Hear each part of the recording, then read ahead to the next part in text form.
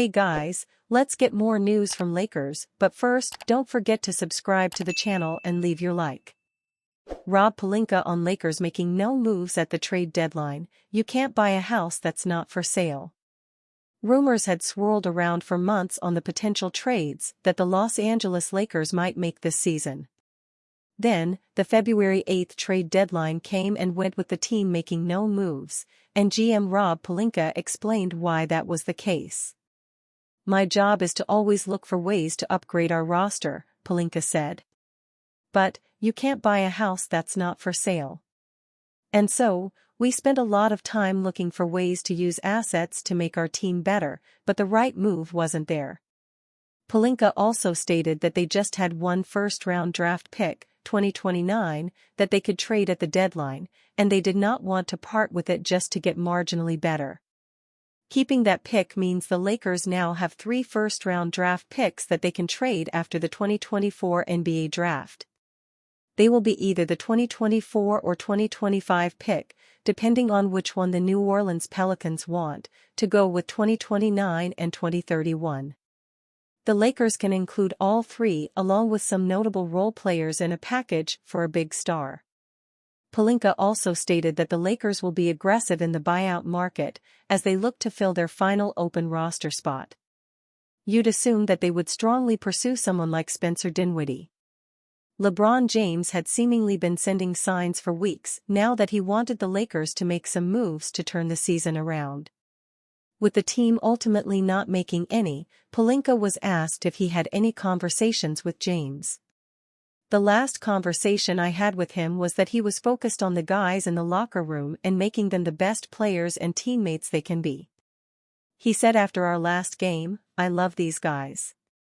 He knows as our leader and captain that building those guys up and getting the best version of those guys is important to the run we will make." LeBron did indeed say he loves the guys in the Lakers locker room when asked about trade rumors.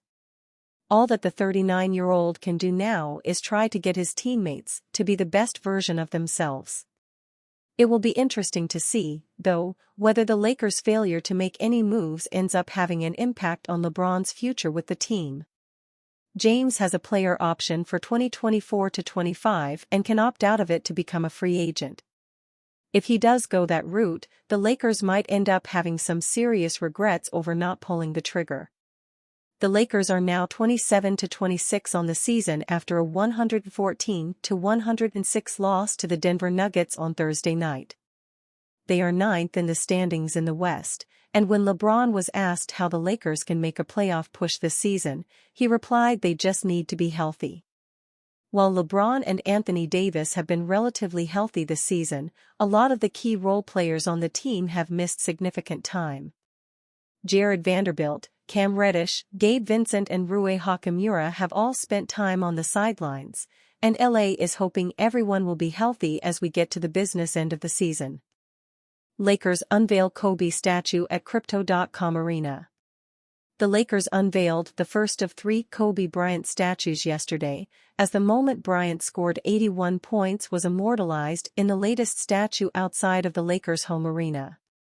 The image of Bryant pointing a finger to the sky joins the statues of Shaquille O'Neal, Magic Johnson, Kareem Abdul-Jabbar, Elgin Baylor, Jerry West and Chick Hearn in the courtyard outside Crypto.com Arena.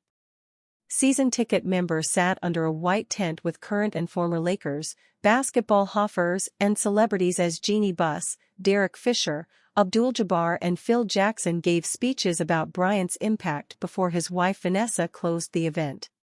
The next 2 will feature one with Bryant wearing number 24 and the other will be of Bryant and his daughter Gianna, who died with her dad in a helicopter crash in 2020, LA Times, 2 of 8.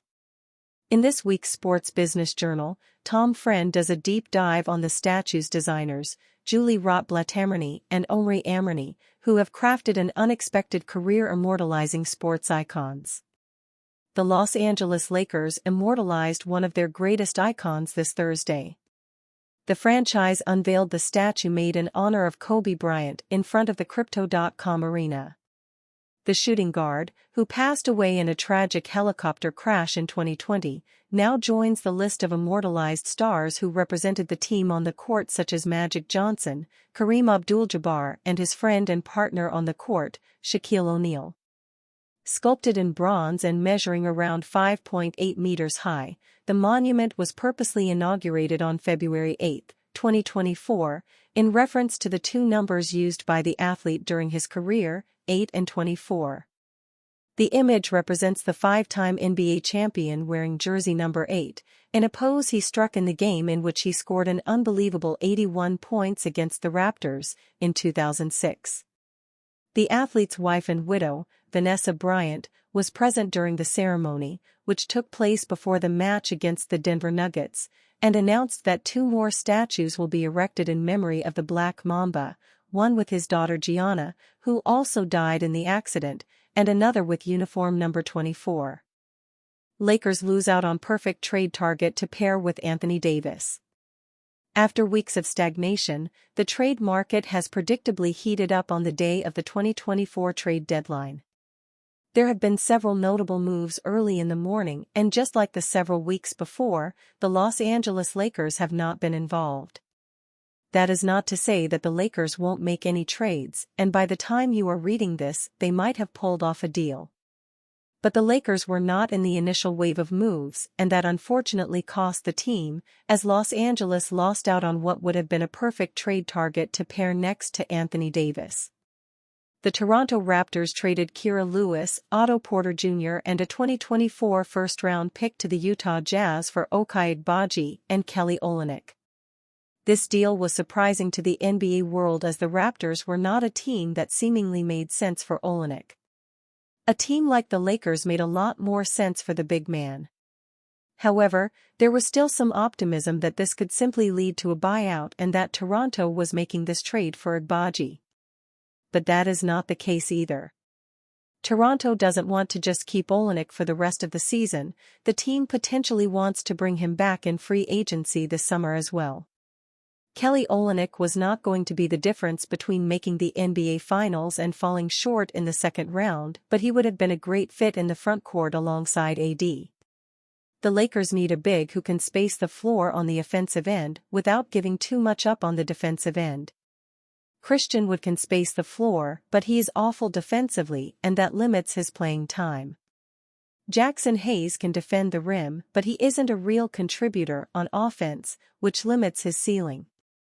Olynyk could have been a blend of the two, offering floor spacing on one end and serviceable rim protection on the other.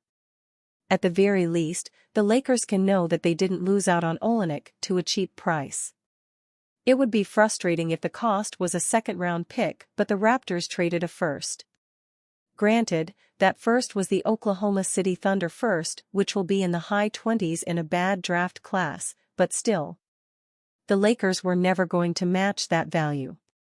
Alas, the Lakers may have to pivot and consider other options before the clock strikes midnight, noon Pacific, to be specific, on the trade deadline. And you fan, what do you think of the Kelly Olynyk situation? Leave your opinion in the comments.